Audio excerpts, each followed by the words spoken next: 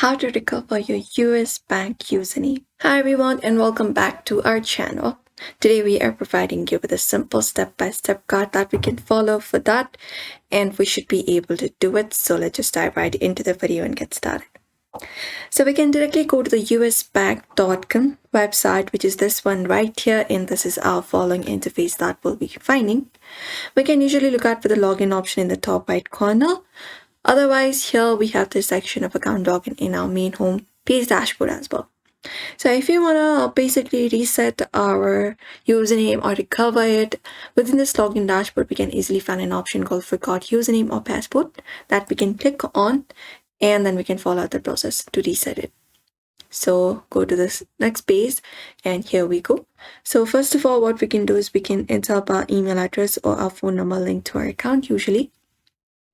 So for that, if we do not know our username, we can click on this option called I don't know my username, and we can select the option how we can look out for our information such as phone or email. Select it. After that, click on continue. Once it is done, you can provide in your email address that you used in order to create the account.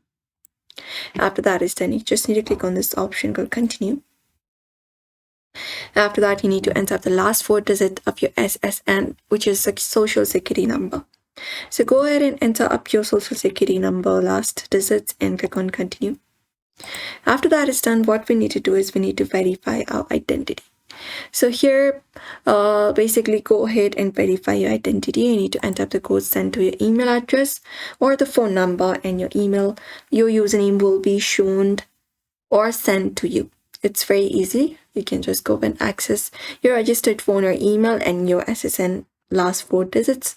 Make sure that you're using the same email or the phone number that you're registered with, and check your spam or junk folder, and you can try again after a few minutes. If the code does not work, and you can contact the US bank support if you're stuck. And that's it. Usually this is how you should be able to do it. So we hope this video was helpful. Give this video a like and subscribe for more.